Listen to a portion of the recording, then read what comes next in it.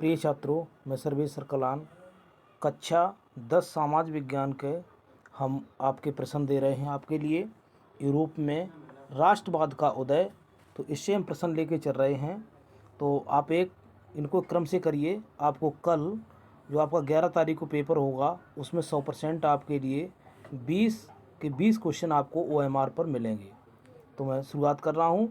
तो पहला प्रश्न है, तो मैं जल्दी फास्ट चलूँगा कि इससे सारे क्वेश्चन हो जाएं। ज़्यादा क्वेश्चन हैं तो घबराएं ना। लगभग पौन घंटे में 30 मिनट सब हो जाएंगे। पौन घंटा 1 घंटा लगभग लगेगा, ठीक है। तो सारे क्वेश्चन लगभग जितने हैं टॉपिक वाइज वो सब हो जाएंगे। एक बार रिवाइज जरूर कर लें, ठीक है। तो इसमें दिया है पुनर्जागरण युग का उदय अभ्युदय किस देश में हुआ। तो इसका जल्दी आंसर दें, किस देश में हुआ है। तो इसका है बी, तो इसका इटली में हुआ है, ठीक है। नेक्स्ट क्वेश्चन, राष्ट्रवाद का प्रारंभ जिस देश में हुआ वह है। तो इसका दूसरे का जल्दी आंसर दें। इसका है 2C, फ्रांस है, ठीक है। क्योंकि हम ज़्यादा नहीं पढ़ेंगे, कि ज़्यादा पढ़ेंगे तो आपके क्वेश्चन सभी नहीं हो पाएंगे। उदारवाद से तात्पर्य है, तो 3 का C है। तो व्यक्ति को स्वतंत्रता कानून के समक्ष समानता, ठीक है। अगला क्वेश्चन है, जब फ्रांस छींकता है तो बाकी यूरोप को सर्दी जुकाम हो जाता है। वेरी इंपॉर्टेंट क्वेश्चन है। एक कथन किसका है। तो 4 का जल्दी आवाज़ दीजिए, इसका जवाब दीजिए। मेटरनिक का है, डी फॉर डेनमार्क, ठीक है। 5वां, फ्रांस की क्रांति कब हुई थी। तो फ्रांस की क्रांति 1789 में हुई थी। तो नेक्स्ट क्वेश्चन है, छठे पा रहे हैं, बहुत जल्दी स्पीड में चल रहे हैं। 1848 ईस्वी फ्रांसीसी राज क्रांति के फलस्वरूप, तो छठे का कौन सा क्या हुआ। तो गणतंत्र की स्थापना हुई थी। क्या हुई थी, गणतंत्र की स्थापना। तो नेक्स्ट क्वेश्चन है, यंग इटली सोसाइटी का संस्थापक कौन था। तो 7वें का जवाब दीजिए। तो 7वें का बी है, ज्यूसेपे मेजनी। याद रखना, बहुत इंपॉर्टेंट क्वेश्चन है, सारे इंपॉर्टेंट थे, उस समय पढ़ी हुई सब हैं। और 8वां क्वेश्चन है, निम्नलिखित में कौन सा 1804 नेपोलियन कोड नहीं जोड़ा गया था। 8वें का आंसर दीजिए। तो 8वें का है ए, जन्म से प्राप्त विशेषाधिकार। कल आपको जरूर 100% इसमें मिलेंगे। और नहीं करो तो वो आपकी इच्छा। जर्मनी के एकीकरण में मुख्य भूमिका किसकी थी। देखो कितना शानदार क्वेश्चन, रंगा हुआ क्वेश्चन, देखो कितनी बार आया है। तो 9वें का आंसर दीजिए। तो बी है, ऑटो वान बिस्मार्क, ठीक है। नेपोलियन का संबंध किस देश से था। तो नेपोलियन का तो किससे संबंध था। तो इसमें फ्रांस से था। इटली का एकीकरण किसके नेतृत्व में किया गया था। तो इसमें 12वें का, अच्छा 10वें का सीटी, हाँ। तो इसमें किसका गया, ज्यूसेप गैरीबाल्ड के नेतृत्व में किया गया था। क्वेश्चन नंबर अगला दे रहे हैं, फ्रांस में गणतंत्र की घोषणा किस वर्ष की गई थी। तो हमें 12वें का जवाब चाहिए। तो 1848 में। इसमें अगला, नेपोलियन पराजय कब हुई थी। तो नेपोलियन की पराजय कब हुई थी। इसमें 13 का जवाब है। तो इसमें 1815 में। ऑटो वान बिस्मार्क संबंध किस देश से था। तो 14वें का जवाब दीजिए। तो इसमें जर्मनी का था, ठीक है। 15वां, नेपोलियन की सहायता का निर्माण हुआ था, कब हुआ था। तो इसमें 1804 में हुआ था, ठीक है। फ्रांस की 1804 की नागरिक संहिता को प्रायः कहा जाता है। तो 16वें का बताइए, नेपोलियन की संहिता। अच्छा, निरंकुशवाद का तात्पर्य है, निरंकुशवाद 17वें का। तो इसमें है ऐसा शासन व्यवस्था जिसमें सत्ता पर किसी अंकुश नहीं होता, बी फॉर बॉम्बे, ठीक है। 18, वियना की संधि कब हुई थी। जवाब दीजिए। 18, बहुत इंपॉर्टेंट क्वेश्चन है 18। तो इसमें 1815 में हुई थी।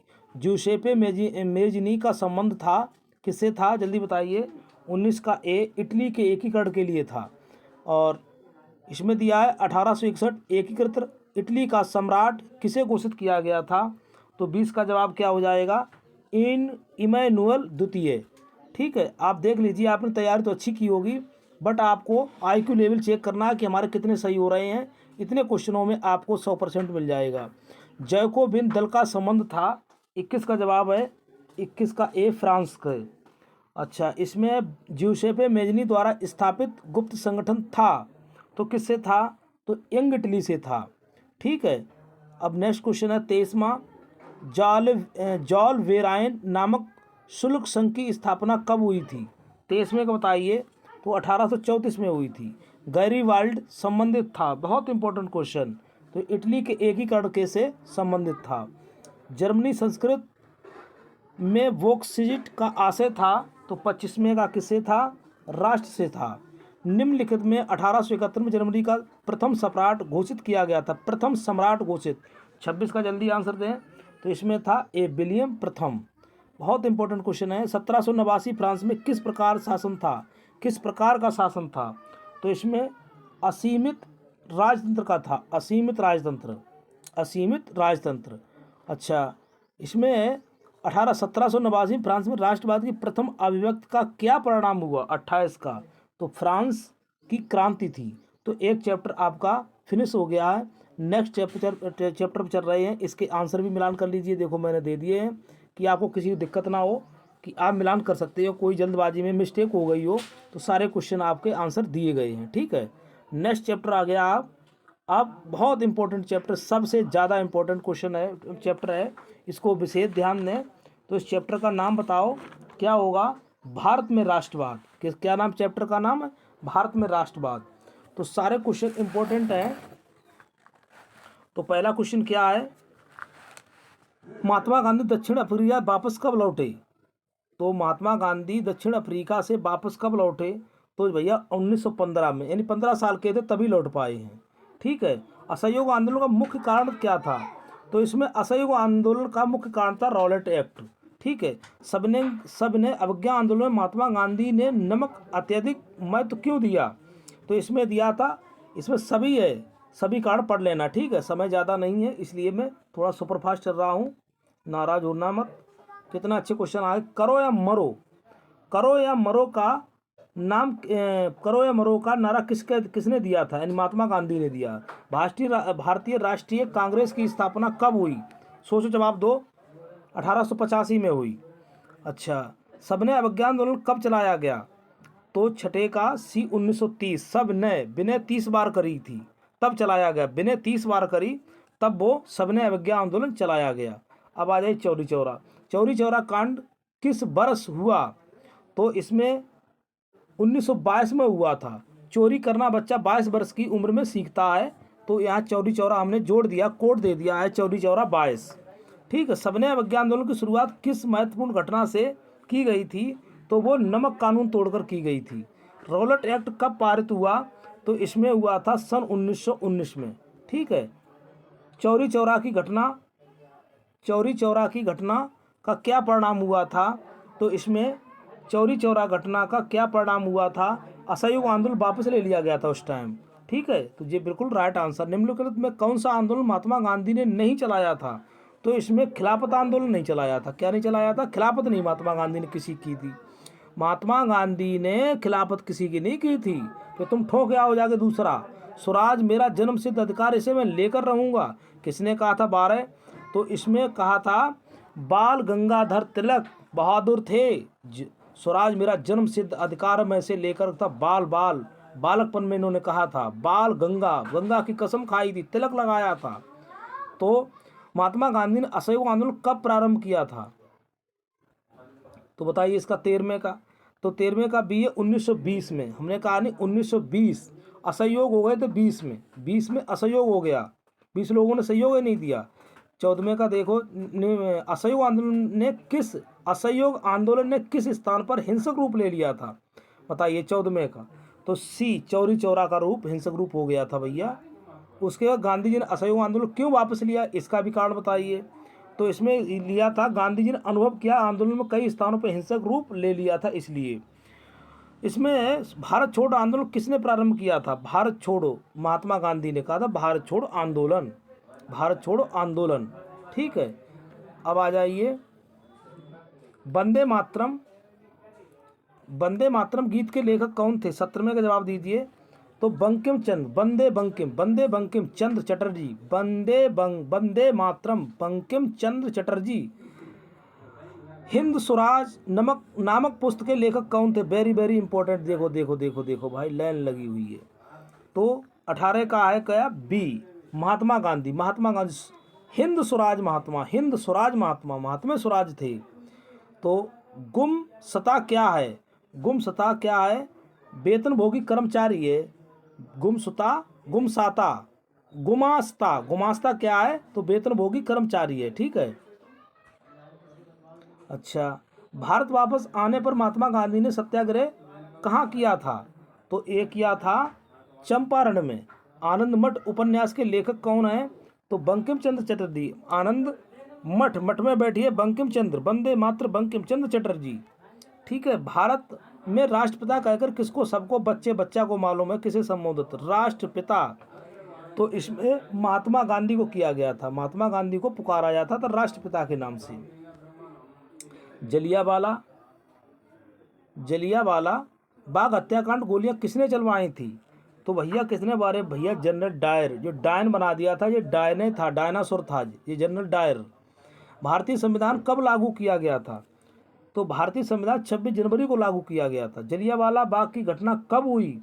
तो ये हुई थी 13 अप्रैल 1919। 13 अप्रैल जला दिया था, 13 को जला दिया गया। इतनी धूप थी 13 अप्रैल को, तो 1919 में, ठीक है। निम्न में किस बारदोली सत्याग्रह का नेतृत्व किया था? किसने? तो इसने सरदार वल्लभ भाई पटेल ने सत्याग्रह का नेतृत्व किया था, ठीक है। तो हम तीसरा चैप्टर खोलने जा रहे हैं। देखो मैंने सारे आंसर दे दिए हैं, अब आप मिलान कर लीजिए। और हर चैप्टर की ओर मैं चल रहा हूँ, और सबसे मोस्ट इम्पोर्टेंट चैप्टर हमने दे दिया आपके लिए। अब आ जाइए तीसरे चैप्टर, भूमंडलीकृत विश्व का बढ़ना। तो इसमें कम क्वेश्चन है, देख लीजिए। हाँ, बे इम्पोर्टेंट चैप्टर ये भी है। वे मार्ग जो न केवल एशिया के विशाल क्षेत्रों को दूसरे जोड़ने का कार्य करते थे, बल्कि एशिया और उत्तरी अमेरिका को भी जोड़ते थे, क्या कहलाते थे बताओ? तो ये कहलाते थे रेस मार्ग। क्या कहलाते थे? अरे भाग जा भाई, रेस मार्ग। रेस मार्ग 18वीं शताब्दी में विश्व व्यापार सबसे बड़ा केंद्र था। तो क्या था? यूरोप था। भारतीय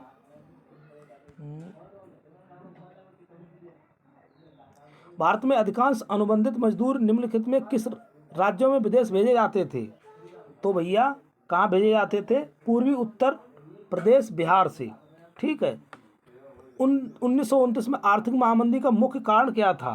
तो कृषि क्षेत्र में उत्पादन मंदी की, कृषि क्षेत्र में अधिक उत्पादन, तो ने मुद्दा कर दिया भाई मामला। सन 1944 में ब्रेटन वुड्स सम्मेलन कहाँ आयोजित किया गया था? 5वें का बी, तो अमेरिका में। रिंडरपेस्ट का संबंध किससे था? ओहो, मवेशी बीमारी थी, सब बच्चों को मालूम होना चाहिए, मवेशी बीमारी फैल गई थी। भारत में विदेश को जाने वाली अनुबंधित श्रमिक कहलाते थे, क्या कहलाते थे? सबको गिरगिटिया, गिरमिटिया, गिरमिटिया, ठीक है। बहुत अच्छा क्वेश्चन था। अब आ जाइए 8वें की ओर। आर्थिक महामंदी का प्रारंभ किस वर्ष हुआ था? तो आर्थिक महामंदी का प्रारंभ किया गया था तो 1929 में। ब्रिटेन में कानून समाप्त करने का क्या कारण था? तो नौका ए जनसंख्या वृद्धि हो गई थी भैया, बच्चा ज़्यादा पैदा हो गए थे। अफ्रीका में रिंडरपेस्ट क्या था? तो वो तो सबको पता होना चाहिए, अफ्रीका में रिंडरपेस्ट क्या था? तो एक बीमारी थी। क्या थी? एक बीमारी थी। वह उद्योगपति जिसने 1920 के दशक में लागत को कम करने का निर्णय लिया, बताओ इसका नाम? तो इसमें हेनरी फोर्ड था। क्या था? Henry Ford. निम्नलिखित में कौन सा विशेषता 1929 की महामंदी की नहीं है? तो इसमें था आय व्यापार में काफ़ी गिरावट आई थी, ये वाला सही है, ठीक है। नेक्स्ट क्वेश्चन है, विश्वव्यापी आर्थिक मंदी का सबसे बड़ा प्रभाव किस देश पे पड़ा था? तो इसमें अमेरिका पर पड़ा था। किस पर पड़ा था? अमेरिका पर, अमेरिका पर, ठीक है, अमेरिका पर। और प्रथम विश्व युद्ध का प्रारंभ, सब बच्चे को मालूम है, प्रथम विश्व युद्ध है, तो इसमें है 1914। निम्न कौन सा वैश्वीकरण की विशेषता नहीं है? तो नहीं की बात पूछी गई, तो नहीं, तो भैया आप बताओ कौन सी नहीं है? तो इसमें आयात पर कर बढ़ाना, ये नहीं थी। महामंदी के सबसे बड़ा असर पड़ा किस पर पड़ा भैया? तो इस पर पड़ा था कृषि क्षेत्र पर। सन 1929 महामंदी का प्रमुख कारण क्या था? अभी मैं बता चुका हूँ। तो 17 का बताइए। 17 कृषि क्षेत्र की अधिक उत्पादन हो गया था, कृषि क्षेत्र में अधिक उत्पादन हो गया था, ठीक है। और मैं बारी बारी जल्दी बता रहा हूँ, थोड़े सुपरफास्ट जरूर कर रहा हूँ। कॉर्न लॉ से संबंधित देश है, कॉर्न लॉ से संबंधित देश है 18वें का ब्रिटेन, ठीक है। अब हम नेक्स्ट क्वेश्चन खोल रहा हूँ। देखो ये सीरीज है, ये आपकी मतलब आंसर की दे दी मैंने कि आप घबराओ ना, आप एक ही मिलान कर सकते हो, कोई जल्दबाजी मिस्टेक हो गया हो तो आप क्वेश्चनों को मिलान कर सकते हैं। हाँ, अब आ गई औद्योगिकरण का युग। औद्योगिकरण का युग क्या है, तो देखिए दूसरा क्वेश्चन इसमें दिया गया है कि स्पिनिंग जेनी का आविष्कार किसने किया था, तो इसमें किया गया था किसने, जेम्स हरग्रीव्स। ठीक है। कंपनी ने बुनकरों को निगरानी रखने के लिए वेतनभोगी कर्मचारी नियुक्त किए थे। वे कहलाते क्या कहलाते थे, तो राजस्व अधिकारी कहलाते थे। क्या कहलाते थे, नहीं नहीं राजस्व अधिकारी नहीं, गुमास्ता। क्या कहलाते थे, 3 का डी है, गुमास्ता। गुमास्ता है एक, गुमास्ता। ठीक, इसको मैं फिर दिखा दूं, गुमास्ता। अगला है बम्बई में पहली कपड़ा मिल कब स्थापित की गई, बम्बई में, तो इसका चौथे का ए 1804 में। ठीक है। इसके बाद में देश की पहली जूट मिल कब और कहाँ स्थापित की गई, तो इसमें पाँचवें का सी 1855 कलकत्ता में। ठीक है। नेक्स्ट क्वेश्चन है छठे का, जे.एन. टाटा ने किस वर्ष जसमेदपुर में भारत का प्रथम लौह व इस्पात संयंत्र स्थापित किया, तो इसमें किया गया था 1912 में। मारवाड़ी व्यवसायी सेठ हुकुमचंद द्वारा कलकत्ता कौन सी पहली मिल स्थापित की गई थी, तो वो की गई थी जूट मिल। मद्रास चेन्नई प्रथम कताई बुनाई मिल की स्थापना कब की गई, तो इसका भी आंसर होगा 1874 ईस्वी में।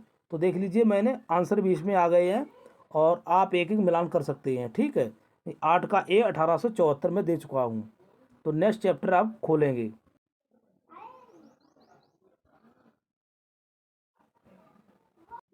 हाँ, अगला चैप्टर आ गया मुद्रण संस्कृत और आधुनिक दुनिया। तो चैप्टर नंबर 5 इसका नाम है विश्व में सर्वप्रथम मुद्रण की तकनीक किस देश में विकसित हुई थी, तो इसका जल्दी नाम बताइए। तो इसका है चीन। अरे भागो ना, क्या है, चीन है। जापान की सबसे प्राचीन मुद्रित पुस्तक थी, तो उसका नाम है डायमंड सूत्र। ठीक है। तीसरे पा जाइए। तुलसीदास द्वारा रचित रामचरित मानस का प्रथम मुद्रित संस्करण कहाँ से प्रकाशित किया गया, बहुत इंपॉर्टेंट क्वेश्चन है, कहाँ से, तो ये किया गया था कलकत्ता से। तीसरे का डी।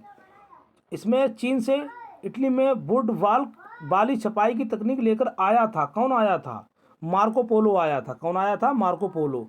आधुनिक छापे खाने का आविष्कार किसने किया था, तो इसमें पाँचवें का ए यूहान गुटेनबर्ग। यूहान गुटेनबर्ग। ठीक है। तो इसका अब आ जाइए, किसके छपे हुए लेखों के कारण यूरोप में धर्म सुधार आंदोलन शुरू हुआ, छठे का आंसर दीजिए। तो इसमें हुआ मार्को पोलो। संवाद कौमुदी नामक समाचार पत्र का प्रकाशन कब किया गया, सातवें का, ओहो छठे का था बी है, सॉरी मार्टिन लूथर, जे है थोड़ी सी, ए छठे का है बी और सातवें का है ए कितगावा उतामारो। कितना कठिन नाम है। जापान का प्रसिद्ध चित्रकार कितगावा उतामारो, बारीक कठिन शब्द। नेक्स्ट क्वेश्चन है संवाद कौमुदी नामक समाचार पत्र का प्रकाशन कब किया गया, आठवें का, तो ये किया गया था 1821 में। ठीक है। फारसी अखबार जाम ए जहांनामा तथा समुसल अखबार किस वर्ष प्रकाशित किया गया था, तो 1882 में। कब किया गया था, 1882 में किया गया था। देखो भाई 1882। ठीक है। अब आ जाइए, तुलसीदास की रामचरित का पहला मुद्रित संस्करण कलकत्ता से प्रकाशित हुआ था, तो वो कौन सा, 1810 में हुआ था। नेक्स्ट क्वेश्चन है ज्योतिबा फुले द्वारा जात प्रथा के अत्याचारों के बारे में लिखी हुई पुस्तक का नाम क्या है और कब हुई थी, तो इसमें 11वें की ओर चल रहे हैं। तो गुलामगिरी 1871, गुलामगिरी 1871। इसमें next question, vernacular press act लागू हुआ, तो वर्नाकुलर प्रेस एक्ट लागू हुआ तो 18 कब हुआ, तो 1878 में हुआ। 13 का ज्योतिबा फुले ने कौन सी पुस्तक लिखी थी, तो ज्योतिबा फुले ने पुस्तक लिखी थी, उसका नाम बताइए। तो ज्योतिबा फुले महाराज ने लिखी थी गुलामगिरी। ठीक है। फिर उसके गुलामगिरी का लेखक कौन था, तो गुलामगिरी का लेखक था ज्योतिबा फुले था। कितनी बार रिपीट हुआ, देखो आंसर भी हमने आपको दे दिए हैं। ठीक है। तो देखो अब हम टिक लगाएंगे, एक का कौन सा है, समय ज़्यादा हो रहा है पढ़ने में, तो आप पढ़ते जाइए, मैं एक एक करके टिक लगाऊंगा, ठीक है। निम्नलिखित कौन सा संसाधन पुनः चक्रीय है, ठीक है, तो इसका कौन सा होगा, इसका एक बी आंसर बिल्कुल राइट आंसर है, पवन ऊर्जा है। अचक्री संसाधन, तो अचक्री संसाधन जीवाश्म ईंधन। और तीसरे का क्या हो जाएगा, तीसरे का इनमें किस राज्य संघ का काली मृदा पाई जाती है, महाराष्ट्र में, बहुत इंपॉर्टेंट चैप्टर है। लेटेराइट मिट्टी निम्नलिखित किस राज्य में पाई जाती है, तो इसका जवाब दें चौथे का सी। अच्छा, लौह अयस्क किस प्रकार का संसाधन है, तो इसमें है अनवीकरण योग्य। अब छठे देखिए, ज्वारीय ऊर्जा निम्नलिखित किस प्रकार का संसाधन है, जो छठे का ए पुनः पूर्ति योग्य, ठीक है। चाय की खेती के लिए कौन सी मिट्टी उपयुक्त है, बताओ जल्दी से। सातवां का, तो सातवें का है लेटराइट मिट्टी। भारत में मैदानी क्षेत्रफल है, तो कितने प्रतिशत है, तो आठवें का 46% है, कितना है 46। निम्नलिखित कौन सा संसाधन अजैव है, तो नौवें का सी चट्टाने अजैव, इसमें जान नहीं होती है। किस राज्य में लाल मिट्टी पाई जाती है, किस राज्य में लाल मिट्टी पाई, जल्दी जवाब दें। 10वें का बी, तो लाल मिट्टी पाई जाती है उड़ीसा में। जलोढ़ मिट्टी को किन दो भागों में विभाजित किया गया है, 11वें जल्दी जवाब दें, तो इसमें है बांगर और खादर। निम्नलिखित कौन सा एक संभावित संसाधन है, 12वें का जवाब दें, 12वें का सी पवन ऊर्जा, ठीक है, जल्दी जल्दी करवा रहा हूँ। और 13वें का उत्तर प्रदेश कौन सी मिट्टी पाई जाती है, उत्तर प्रदेश में 13वें के जवाब दो, तो इसमें पाई जाती काली मिट्टी। कौन सा संसाधन गैर परंपरागत है, कई बार पेपर में आया, 13वें का 15वें का 15वें बताओ कौन सा, 15वें का सी पवन ऊर्जा। कौन सा परंपरागत संसाधन है, 16वां, अब की यही पूछा जाएगा, 16वें का सी प्राकृतिक गैस। अच्छा, प्राकृतिक गैस हो गई है। 17वें का देखो, 17वें कौन सी अधिक मात्रा में जलोढ़ मिट्टी में पाई जाती है, किसकी अधिक मात्रा जलोढ़ मिट्टी में पाई जाती है, तो इसका जवाब दें 17वें का, तो 17वें क्या हो जाएगा, डी ये सभी। पर्वतों पर मृदा अपरदन का साधन है, 18वें का डी ये सभी। 19 का बताइए, कौन सा व्यक्तिगत संसाधन नहीं है, नहीं पूछा है, तो 19वें की बात करोगे तो खनिज संसाधन नहीं है, ठीक है। अगला क्वेश्चन है, 20 की ओर चल रहे हैं। एक मिट्टी प्रकार नहीं है, मिट्टी का प्रकार नहीं है, 20वें का जवाब दो, तो 20वें में सीमेंट नहीं है, अरे भागो ना भाई, हाँ, तो सीमेंट नहीं है। भूमि का 21वें का जवाब दीजिए, 21वें भूमि एक प्राकृतिक संसाधन है। लाल पीली मिट्टी पाई जाती है, 22 बी मालवा प्रदेश। पंजाब में भूमि निम्नलिखित का मुख्य कारण है, पंजाब में 23 का अत्यधिक सिंचाई होती है पंजाब में। निम्नलिखित कौन सा अजैविक संसाधन है, अजैविक संसाधन है, 24वें का है ए चट्टाने। कौन सा जैव संसाधन है, 25वां बताओ, 25वें का सी मत्स्य। सोपान कृषि की जाती है, सोपान कृषि की जाती है ढाल वाली भूमि पर। अच्छा, नेक्स्ट क्वेश्चन है, उत्पत्ति के आधार पर संसाधनों निम्नलिखित कौन सा वर्गीकरण सही है, 27, तो 27 का है ए और बी, केवल जैव केवल अजैव दोनों होते हैं, क्या होते हैं, दोनों, तो ए बिल्कुल राइट आंसर है। ये भी चैप्टर मैंने पूरा आपका करवा दिया है। देखो भाई, ये हम आपको सीरीज दे रहे जो आपके आंसर शीट है, ठीक है। अब नेक्स्ट क्वेश्चन की ओर चल रहा हूँ, इसमें क्या दिया, हम थोड़ा टिक लगाएंगे। अब समय ज़्यादा नहीं मिल पा रहा है पढ़ने के लिए, आप पढ़ते जाइए। तो इसमें एक का क्या होगा, एक का इसमें क्या होगा, इसमें बताइए। तो एक का इसमें सी होगा। और नेक्स्ट क्वेश्चन दूसरे का क्या होगा, दूसरे का बताइए, दूसरे के इसमें डी होगा। और तीसरा पढ़ लीजिए आप, अब हमको समय ज़्यादा लग जाएगा। तीसरे का ए एशियाई चीता, बहुत इंपॉर्टेंट चैप्टर है, भारत में संकटग्रस्त पादप जात में सम्मिलित है। चौथे का बताइए, चौथे का डी चंदन, ठीक है। जैव विविधता के कृषि आवासीय संरक्षण का उदाहरण तो पाँचवें का है ए अभ्यारण्य। अब चलो जल्दी पढ़ दें। निम्न राज्यों में से किस राज्य में कार्बेट राष्ट्रीय पार्क स्थित है? तो कार्बेट, तो छठे का क्या है? उत्तराखंड है। कार्बेट उत्तराखंड। भारत के जिस राज्य में स्थानों में स्थायी वनों के अंतर्गत सबसे अधिक क्षेत्र है वो बताइए। कौन क्षेत्र? सातवें का सी मध्य प्रदेश। चिपको आंदोलन संबंधित है मृदा संरक्षण, जल संरक्षण, वन संरक्षण, वन संरक्षण। सुंदरबन राष्ट्रीय पार्क किस राज्य में है? सुंदरबन नवे का बताओ। नवे का सी पश्चिम बंगाल। क्या है इसका? है भैया पश्चिम बंगाल। नेक्स्ट क्वेश्चन है 10वां, स्थानांतरी कृषि को पूर्वोत्तर भारत में किस नाम से जाना जाता है? तो 10वें का बताइए। 10वें का है ए झूमिंग खेती के नाम से। भूदान आंदोलन किसके द्वारा आरंभ किया गया था?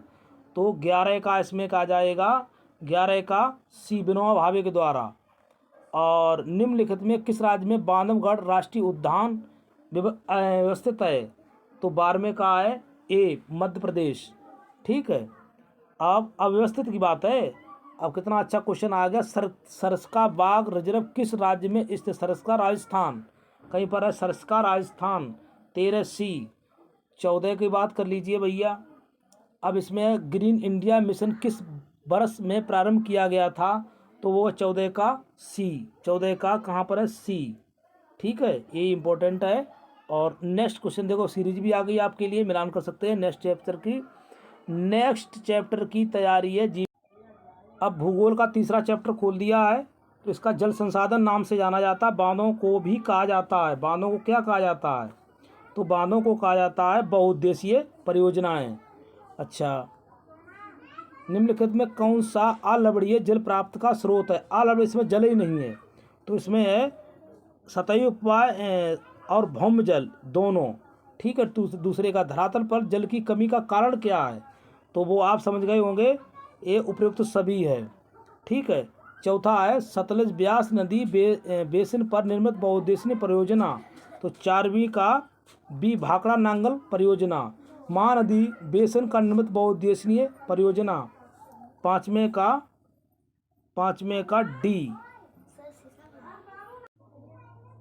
पश्चिमी राजस्थान में छत बरसात जल संग्रहण की रीत को कम होने का क्या कारण है? तो छठे को बताइए। छठे का है बी इंदिरा गांधी नहर। ठीक है। 7वां, भारत के किस राज्य में प्रत्येक घर में छत वर्षा का जल संग्रहण किया ढांचों को बनाना आवश्यक कर दिया गया है? तो इसमें है तमिलनाडु। ठीक है। अच्छा, इसमें आ जाइए। बहुउद्देशीय परियोजनाओं का प्रमुख उद्देश्य है। तो 8वें का इसमें है डी ए सभी है। सलाल बांध किस नदी पर बना? साला किस बांध में बंधा है भाई? तो चिनाब। सलाल और चिनाब। महानदी पर हीराकुंड बांध किस राज्य में स्थित है? महान। तो इसमें है 10वें का है डी उड़ीसा में है। निम्नलिखित किस नदी पर सरदार सरोवर बांध बना है? तो ये कहाँ बना? नर्मदा नदी पर। उत्तराखंड राज्य में टेहरी बांध परियोजना किस नदी पर है? एक बांध जरूर पूछा जाएगा। तो 12 का डी है भागीरथी। नेक्स्ट क्वेश्चन है 13वां, निम्नलिखित में कौन सी नदी बंगाल की खाड़ी में गिरती है? तो कहाँ गिरती है? देखो ऑप्शन में भी दिखाई दे रहा। 13 बी कावेरी। हौज घास जलीय की निकाय स्थित है? 14वें का डी दिल्ली में। जल मंडल का कितना प्रतिशत भाग समुद्री जल के रूप में उपलब्ध है? तो 97.5। ठीक है, ये भी चैप्टर हमने पूरा कर दिया। नेक्स्ट क्वेश्चन चैप्टर हम लेकर चल रहे हैं। अब देखिए, अब हम कौन सा चैप्टर लेकर चल रहे हैं? भूगोल का चौथा चैप्टर कृषि। तो पहले का क्या होगा पढ़ लीजिए और आंसर दीजिए। हम टिक लगाएंगे, बहुत समय ज़्यादा बढ़ रहा है। तो पहले कौन सा होगा? डी असम। दूसरे क्या होगा? सी गन्ना। तीसरे क्या जवाब? अपना पढ़ते जाइए, देखते जाइए। तीसरे का बी 7वां। चौथे क्या हो जाएगा? सी गेहूँ। पढ़ते जाइए, आंसर देते जाइए। 5वें क्या हो जाएगा? डी पंजाब। छठे क्या हो जाएगा? ए दालें। 7वें क्या हो जाएगा इसका? डी उत्तराखंड। 8वें क्या हो जाएगा? ए जून जुलाई में। जून और जुलाई में। 9 में क्या हो जाएगा, डी गेहूँ। 10 में क्या हो जाएगा, इसका आंसर बताइए। 10 में का सी हो जाएगा। और 11 में क्या हो जाएगा, डी। और 12 में क्या हो जाएगा, डी मिजोरम। 13 में क्या हो जाएगा, डी। ठीक है, अब हम भी पढ़ने में दिक्कत हो रही है तो अब हम टिक लगा रहे हैं। 14 में क्या हो जाएगा, बी। 15 में क्या हो जाएगा, ए। और 16 में क्या हो जाएगा, मैं आपको दिखा रहा हूँ, लेटे लेटे भी याद कर सकते, पढ़ सकते हो। 16 का डी। 17 में क्या हो जाएगा, ए। और 18 में क्या हो जाएगा, 18 में बताओ जल्दी पढ़ के। 18 में का सी। ठीक है, 19 में जवाब दो, क्या हो जाएगा, 19 में का ए। 19 में का ए। 20 में क्या हो जाए, श्वेत क्रांति किससे संबंधित है, तो सबको पता है दूध से है, दुग्ध उत्पादन से। आंसर भी मिलान कर सकते हो। नेक्स्ट क्वेश्चन, चैप्टर का नाम क्या है। अगला चैप्टर जो आ गया है वो आपका है खनिज तथा ऊर्जा संसाधन। तो खनिज तथा ऊर्जा संसाधन का पहला क्या हो जाएगा, बी। पहला हो जाएगा बी कोयला। ठीक है, अच्छा उसके बाद में हाँ, दूसरे क्या हो जाएगा, जवाब दो, सी। तीसरे क्या हो जाएगा, डी। चौथे क्या हो जाएगा, ए। पढ़ते जाइए जल्दी जल्दी। और 5 में क्या हो जाएगा, सी। छठे क्या हो जाएगा, बी। 7 में क्या आ जाएगा, 7 में का ए। ठीक है, भारत में 8 में क्या हो जाएगा, बी। 9 में क्या हो जाएगा, सी। 10 में क्या हो जाएगा, ए। 11 में क्या हो जाएगा, देखो 11वां पढ़ो। 11 में क्या हो जाएगा, ए। और 12 में क्या हो जाएगा, बी। 13 में क्या हो जाएगा, बी। अच्छा 14 में क्या हो जाएगा, सी। 14 में का सी। और 15 में क्या हो जाएगा, बी। और 16 में क्या हो जाएगा, 16 में जवाब दीजिए। 16 में का सी। 17 में क्या जवाब हो जाएगा, डी। भागों में 17वां हो जाएगा 17 में का डी। 18 में क्या हो जाएगा, 18 में का 18 में जवाब दो। 18 में क्या हो जाएगा, डी। 19 में क्या हो जाएगा, सी। 20 में क्या हो जाएगा, 20वां क्वेश्चन आने दो, देख लीजिए। 20 में क्या हो जाएगा, ए। 21 में क्या हो जाएगा, बी। और 22 में क्या हो जाएगा, 22 में का जवाब दीजिए। 22 में का क्या हो जाएगा, 22 में का सी। 23 में क्या हो जाएगा, सी। और 24 में क्या हो जाएगा, क्वेश्चन ज़्यादा थे। 24 में का सी। 25 में क्या हो जाएगा, ए। और मैं आपको सीरीज भी, आंसर शीट भी दिखा रहा हूँ। ठीक है, अब देखिए छठा चैप्टर आ गया है।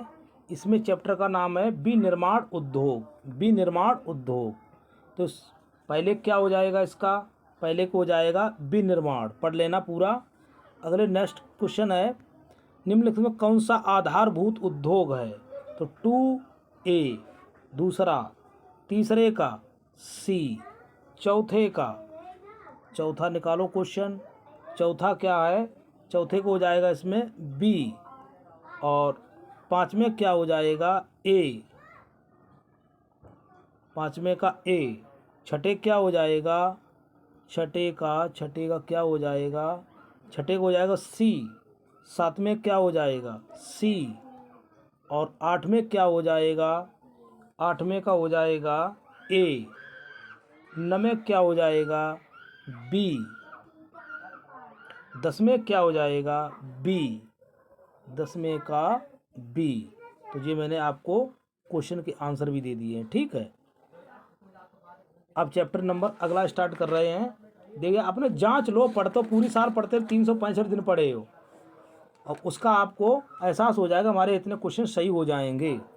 तो अब इसका 7वें का राष्ट्रीय अर्थव्यवस्था की जीवन रेखाएं 7वां चैप्टर है। तो कम क्वेश्चन है, जल्दी देख लीजिए। अब देखो बहुत इंपॉर्टेंट, वेरी इंपॉर्टेंट चैप्टर है जी। तो इसका क्या हो जाएगा, पहले का बी, सड़क परिवहन हुआ था। क्या हुआ था, सड़क परिवहन। अच्छा, अर्थव्यवस्था। दूसरा देखिए, दूसरा देखिए, दूसरा भारत में, तो दूसरे क्या हो जाएगा, बी 1953। बहुत इंपॉर्टेंट क्वेश्चन है, मैं भले जल्दी करवाऊँ। राष्ट्रीय लंबा सबसे लंबा राष्ट्रीय जलमार्ग कहाँ पर है, तो तीसरे का हल्दिया से प्रयागराज, हल्दिया से प्रयागराज। और चौथा है ए, पांचवा है सी, छठा भारत में प्रथम रेलगाड़ी चलाई गई थी, वेरी इंपॉर्टेंट। छठे ए 1853। सातवें में क्या है, बी। और आठवें में क्या है, आठवें में सी। नवें में क्या है, डी। 10वें में क्या है, डी विशाखापत्तनम, 10वें का है डी। और 11वें क्या है, ए, 11वें का ए, 11वें का ए। 12वें का क्या है, बी। 13वें का क्या होगा, 13वें का जवाब दीजिए, 13वें का सी। 14वें क्या हो जाएगा, बी। 15वें क्या हो जाएगा, ए। 16वें क्या हो जाएगा, 16वां पढ़ो। अब इसमें 16वां क्वेश्चन नहीं आया है, कोई बात नहीं। अब इसमें अगला चैप्टर फिर आ गया है, तो अब देखते हैं। तो 16वां देख लीजिए, 16वां क्वेश्चन हो सकता कभी आ जाए। तो 16वें का है सी, क्या है, सी। अब आंसर शीट आप मिला लीजिए, देखो आंसर शीट भी मैं दे रहा हूँ, ठीक। अब इसमें देखो, श्रीलंका एक स्वतंत्र राष्ट्र कब बना, तो इसे बना 1948 में, ठीक है। अब देखिए, बेल्जियम की सामुदायिक सरकार में निम्नलिखित किसके मध्य सत्ता में साझेदारी हुई थी, तो बताइए। दूसरे का, तो दूसरे क्या हो जाएगा, डी। तो क्या हो जाएगा, दूसरे का डी। तीसरे क्या हो जाएगा, बी, तीसरे का बी। चौथे का ए, पांचवें का बी। छठे का क्या हो जाएगा, छठा निकालो, छठे का क्या हो जाएगा, पढ़ो जल्दी से, बी। सातवें क्या हो जाएगा, सी। और आठवें की तैयारी, आठवें क्या हो जाएगा, सी। नवें क्या हो जाएगा, सी। 10वें क्या हो जाएगा, सी। और 11वें क्या हो जाएगा, डी। 12वें क्या हो जाएगा, सी। और 13वें क्या हो जाएगा, सी। 13वें का सी। अच्छा, फिर इसमें यही दिया है। अब कौन सा चैप्टर आ गया है, संघवाद। अब संघवाद वाला चैप्टर आ गया है, तो इसमें देखते हैं पहले क्या होगा, भारतीय संघ में अवशिष्ट शक्तियाँ किसको प्राप्त हैं, तो इसमें है बी, संघ को। और दूसरे क्या हो जाएगा, डी, पढ़ते जाइए। तीसरे क्या हो जाएगा, डी, तीसरे का डी। चौथे क्या हो जाएगा, चौथे का हो जाएगा हिंदी। हिंदी किस प्रकार की भाषा है, तो राजभाषा है, राष्ट्रीय भाषा नहीं है। पाँचवें क्या हो जाएगा, पाँचवें का सी। छठे क्या हो जाएगा, डी। सातवें क्या हो जाएगा, बी। आठवें क्या हो जाएगा, डी। न में क्या हो जाएगा? डी। ठीक है, आगे आ जाइए। अब 10वां क्या कह रहा है? 10वां कह रहा है 10 में क्या हो जाएगा? ए। और 11 में क्या हो जाएगा? बी। 11 का बी। बी। 13 में क्या हो जाएगा? हाँ, 12 में क्या हो जाएगा? ए। अच्छा, 13 में क्या हो जाएगा? 13 का बी। 14 में क्या हो जाएगा? सी। इतना समय कहाँ है कि आपको पूरा सब मिल जाए, आप केवल देखते जाइए। 15 में क्या हो जाएगा? ए। 16 में क्या हो जाएगा? ए। 17 में क्या हो जाएगा? ए। 18 का डी। 19 का देखिए क्या हो जाएगा? डी। 20 क्या हो जाएगा? ए। 21 क्या हो जाएगा? 21 का बताइए। 21 का बी। 20 का 22 का सी। 22 का सी 8वां हो जाएगा, 8वीं अनुसूची हो जाएगी, जो भी है। अब 23वें का देखिए। 23वें का डी। 24वें का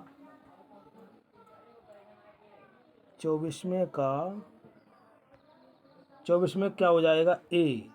25वें का सी। ठीक है, 25 26 26 26 का क्या हो जाएगा? डी। 27 क्या हो जाएगा? सी। तो आप इन आंसरों को भी देख सकते हैं। ठीक है, अब तीसरा चैप्टर है, इसको चलते हैं। देखो तीसरे चैप्टर में क्या है। तो पहले का क्या हो जाएगा? पहले का ए, नारीवादी। नारीवादी। दूसरे क्या हो जाएगा? सी। दूसरे का सी हो जाएगा, सी।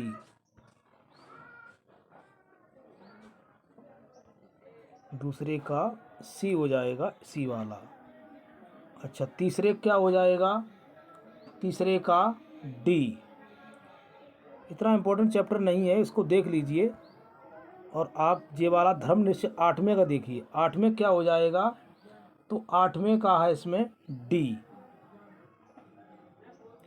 और 9वें क्या हो जाएगा? ए। 9वें का ए। और 10वें क्या हो जाएगा? ए। 10वें का ए। 11 क्या हो जाएगा? 11 का हो जाएगा ए। 12 क्या हो जाएगा? सी। और 13वें क्या हो जाएगा? बी। 13वें का बी। और आपकी आंसर शीट भी सामने आ चुकी है। ठीक है, अब चौथा चैप्टर है राजनीतिक दल। तो पहले क्या हो जाएगा? डी। अच्छा, दूसरे क्या हो जाएगा इसमें? डी। और तीसरे क्या हो जाएगा? फिर इसमें डी। तीसरे का डी। इसमें देखो चौथे क्या हो जाएगा? इसमें चौथे को बताओ? ए। और 5वें का बी। 6ठे का ए। 7वें का सी। और 8वें का बी। ठीक है, 8वें का बी हो गया। 9वें का डी। 10वें का बी। और आंसर शीट भी आपके सामने है। ठीक है, अब लोकतंत्र के परिणाम का जो चैप्टर नंबर 5 स्टार्ट हो गया है। तो इसका पहले क्या हो जाएगा? तो पहले को हो जाएगा बी। ठीक है, अब दूसरे क्या हो जाएगा? सी। और तीसरे क्या हो जाएगा? बी। तीसरे का बी। चौथे क्या हो जाएगा? सी। ठीक है, 5वें क्या हो जाएगा? ए। 5वें का ए। 6ठे का डी। 7वें का डी। और 8वें क्या हो जाएगा? ये भी डी है।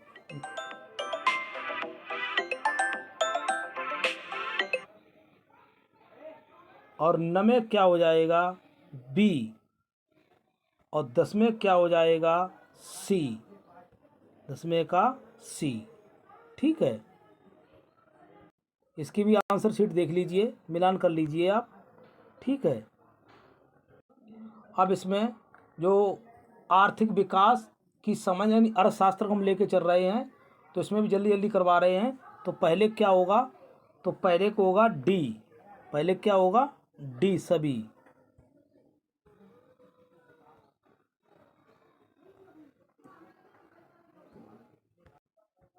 पहले क्या होगा, डी होगा। ठीक है, दूसरे क्या होगा, ए होगा, प्रति व्यक्ति। आज ये भी टेट में पूछा गया था। तो तीसरे क्या हो जाएगा, सी। तीसरे का सी, चौथे का ए, पांचवें का सी, और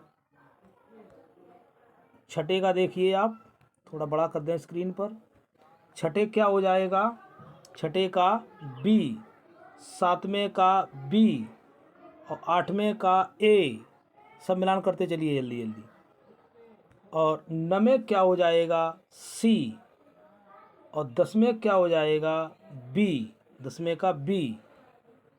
ठीक है, अब 11वां देख लीजिए। 11वें क्या हो जाएगा, डी, और 12वें क्या हो जाएगा, 12वें को देखिए, 12वें क्या हो जाएगा, सी केरल, और 13वें क्या हो जाएगा, डी।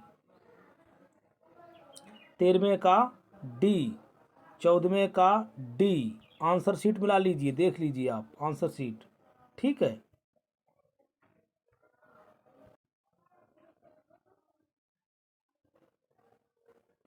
तो आप हो सकता हो सीट छूट गई हो, तो भी आप देख लीजिए, क्योंकि कुछ डाउट लग रहा है कि छूट गई हो, तो आप मिलान कर लीजिए इन प्रश्नों को।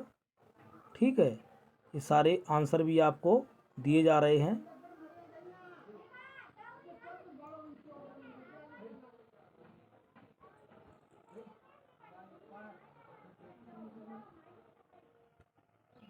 तीसरा चैप्टर खोल दिया मैंने है।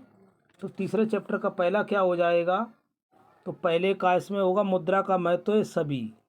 ठीक है, और इसमें दिया है दूसरे क्या हो जाएगा, सी रिजर्व बैंक। तीसरे क्या हो जाएगा, डी ये सभी। चौथे क्या हो जाएगा, बी।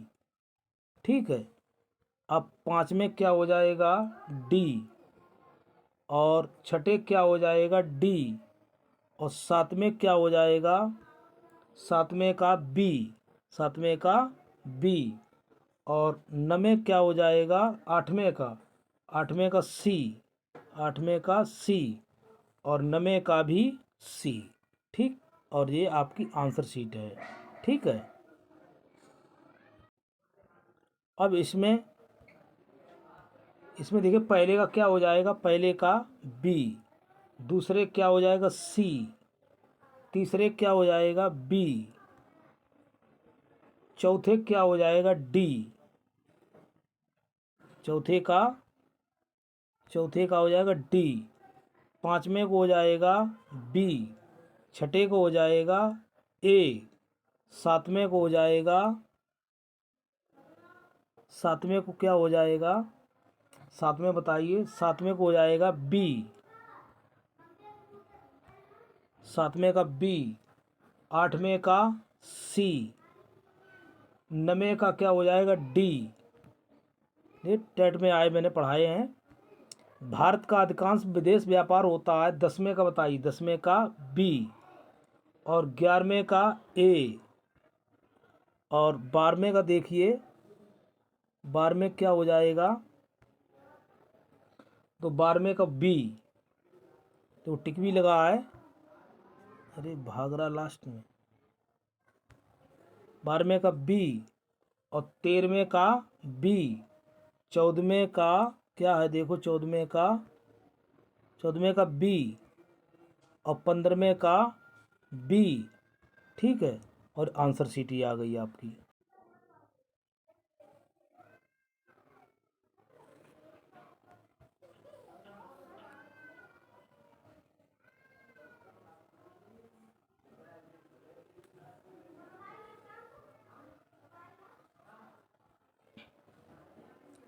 अब क्या, उपभोक्ता अधिकार।